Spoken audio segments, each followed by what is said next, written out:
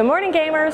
Here we are, day 4, last day for Adepticon, and we wanted to give you a little sneak peek inside the vendor hall before they officially open the doors.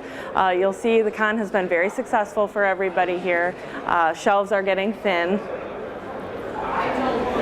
So if you follow me, we'll check it out. Over here on the side, right in the front, we have Reaper Mini with their take and paint display, which has been a big success because gamers, hobbyists, kids, families can walk right up, grab a miniature, and sit down and give it a brush of paint right at the time, which is really cool. We have the Games and Gears guys off to the side here who have done exceptionally well with their paint brushes. There's some excitement going down in the back of the room.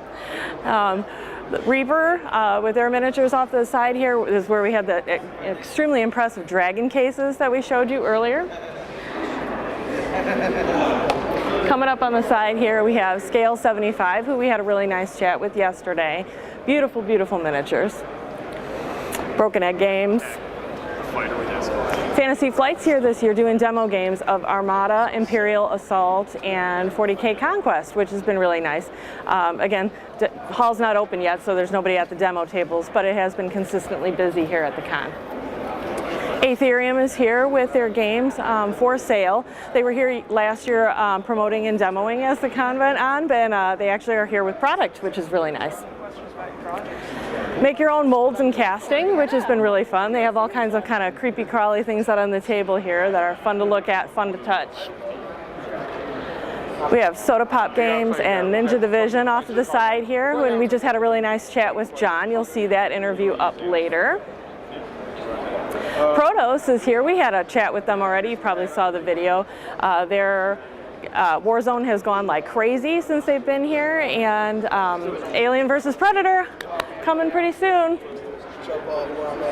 Our friends at Mantic, they have done really, really well. These shelves were totally full at the beginning of the convention, and you can see they've been pretty well picked clean at this point, so lots of good stuff there. Privateer Press off to the side, doing extremely well as always. War Machine upstairs on the second floor has been consistently crazy busy here. People really liking that. Our friends at Drop Zone Commander have also done very well, and you know, they gave that beautiful starter set in the swag bag, which was totally amazing, as did Privateer Press. Secret Weapon Mini is here. They've been here with their terrain and bits and pieces. Very, very popular. Bombshell Miniatures, who we had a chat with yesterday, brought all of their beautiful goodies with us here. Battle Foam. Battle Foam is here with their products. They had a really, really cool special this year for a small bag deal that went like absolute crazy, and we're gone literally moments after the door opened. Witchborn, I talked about a little bit through the unbagging, if you will, for the swag bag. Kind of like a Dungeons and Dragons-y type game that does have an element that you can use an app with, which is pretty cool. Freeblades, who we're going to come back with later and do a little mini unboxing for one of their factions. They also had set up a really cool water table game for free captains that they were demoing here at the con.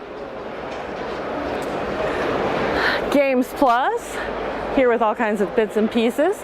Wild West Exodus, who has had tournament play here. You know, they had their buggy that was you could pick up kind of as an exclusive early here at the convention. That has done very, very well. You can see their shelves have been picked over pretty well. Fantasy Arc is their MDF corridor terrain, which is pretty cool. We have Ironheart Artisans, also with MDF, modular kind of terrain, has some miniatures. We're actually round the corner here. In the back, we have Knuckle Duster Miniatures, who has beautiful MDF terrain, particularly in the Western genre. He makes his own miniatures, which is exceptionally nice, and the terrain is beautiful. Works really well for both whatever Western miniature game you're trying to play. Malifaux, the terrain looks absolutely stunning. Warlord is here this year, which is great because we did not have them here last year. People have been really excited to talk to them. They have their Beyond the Gates of Antares, which Gianna was able to get a game of earlier in the convention, which is great. ModCube, I did mention earlier in our articles, is here with a product that he's going to be taking to Kickstarter, which is a modular cube that you snap together and put whatever pieces you'd like in it to represent abilities and modes that you might be playing in your games. Battlefront is here with their Flames of War, always a popular thing here. There's tournament play going on, as well as plenty of shopping opportunities. Here's our friends over at Muson Minis.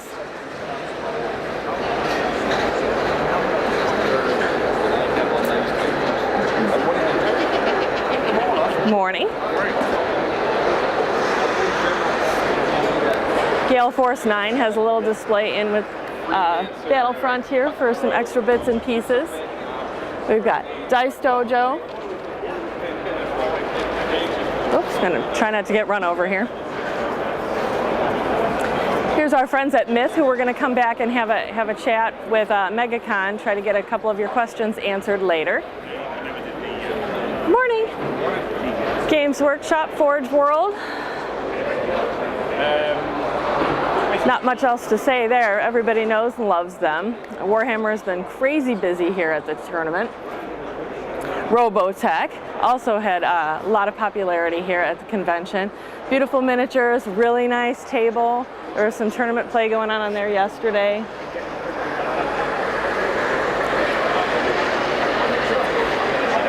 KR is another foam product, bags that you can put together, custom cases. You can see they have plenty of product and they've done very well at the convention. You might walk in with your things in your little homemade box, but you can certainly walk out with something to carry it in. Just take a look at this beautiful Battlezone terrain from Mantic. They had a real nice display set up for the White House for their Mars Attacks game. And that is just an example of some of the awesome things that you can build with their Battlezone terrain. Tectonic Craft Studios has also been here with his MDF products. He's brought lots of bits and pieces this year, bases, markers, trays to hold your armies. Brush for Hire also has really neat painting accessories and bases.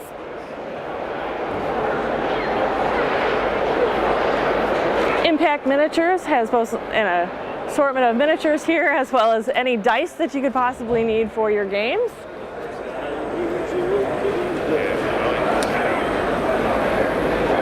And Cool Mini has been here and also was great and gave a Wrath of Kings starter box in our swag bag.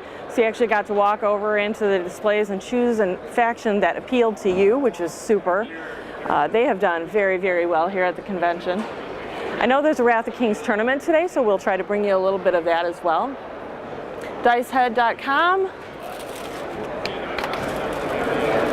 I'm very excited this year that we were able to get Malifaux goodies brought into the show because last year they did have their tournament play here, but product did not arrive in time for the show, so it's nice that you can stroll up and pick that up while you're here.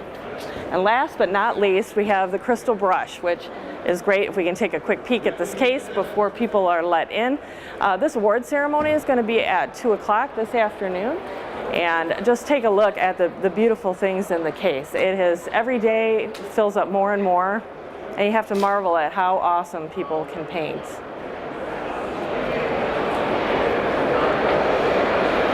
So I don't know about you gamers, but I feel like this has definitely been an amazing convention. This new venue has worked out extremely well. And we've really enjoyed the live blogging with you because it's given us a great opportunity to make sure we're getting you what you would like to see while we're here at the convention.